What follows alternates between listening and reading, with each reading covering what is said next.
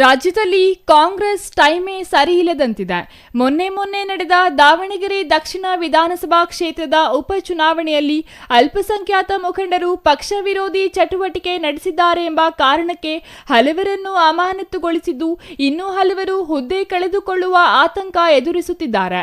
ಇನ್ನು ಬಾಗಲಕೋಟೆ ವಿಧಾನಸಭಾ ಕ್ಷೇತ್ರದ ಸ್ಥಿತಿಯೂ ಅದೇ ರೀತಿ ಇದ್ದು, ಸದ್ಯಕ್ಕೆ ಫಲಿತಾಂಶ ಬರುವವರೆಗೂ ಯಾವುದೇ ಕ್ರಮ ಜರುಗಿಸುವ ಲಕ್ಷಣ ಕಾಣಿಸುತ್ತಿಲ್ಲ. ಈ ನಡುವೆಯೇ ಗೃಹ ಸಚಿವ ಡಾಕ್ಟರ್ ಜಿ ಪರಮೇಶ್ವರ್ ಅವರಿಗೆ ಬೆಟ್ಟಿಂಗ್ ಸಮಸ್ಯೆ ಸುತ್ತುಕೊಂಡಿದ್ದು, ಎಫ್ಐಆರ್ ದಾಖಲಿಸಲು ಕೋರ್ಟ್ ಹೇಳಿದೆ. ಪರಿಸ್ಥಿತಿ ಹೀಗಿರುವಾಗಲೇ ಚಿಕ್ಕಬಳ್ಳಾಪುರ ಕಾಂಗ್ರೆಸ್ ಒಳಜಗಳ ಬೀದಿಗೆ ಬಂದಿದೆ.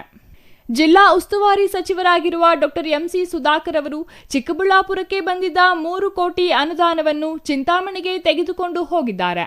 ಸಚಿವರು ದಲಿತ ದ್ರೋಹಿ ಎಂಬ ಸಂದೇಶವನ್ನು ಶಾಸಕ ಪ್ರದೀಪ್ ಈಶ್ವರ್ ಬೆಂಬಲಿಗರು ಹಂಚಿಕೊಂಡಿದ್ದಾರೆ ಎಂಬ ಕಾರಣಕ್ಕೆ ಆರಂಭವಾದ ಕಾಂಗ್ರೆಸ್ ಬಣ ಬಡಿದಾಟ ಇದೀಗ ವರಿಷ್ಠರ ಅಂಗಳ ತಲುಪಿದೆ.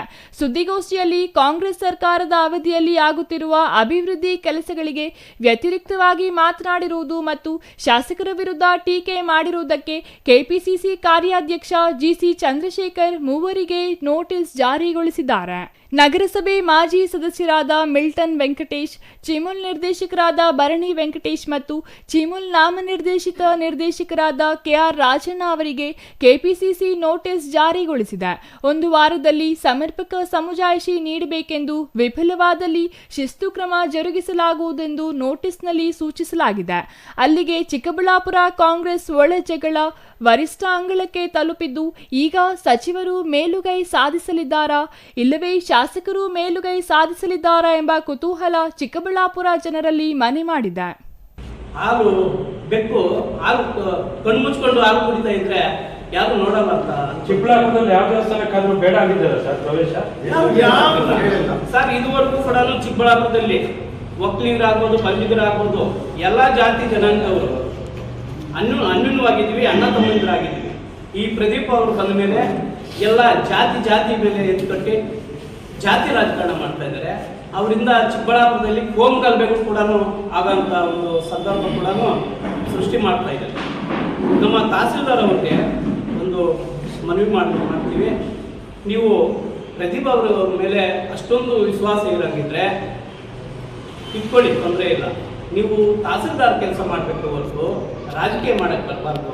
ದಯವಿಟ್ಟು ತಹಸೀಲ್ದಾರ್ ಮೇಡಮ್ ಅವರೇ, ಮಂಚನಹಳ್ಳಿ ತಹಸೀಲ್ದಾರ್ ಅವರೇ, ರಾಜಕೀಯ ಮಾಡೋಕ್ಕೆ ರಾಜಕಾರಣಿಗಳಿದ್ದೀವಿ, ನೀವು ಅಫಿಷಿಯಲ್ ಕೆಲಸ ಮಾಡಿ.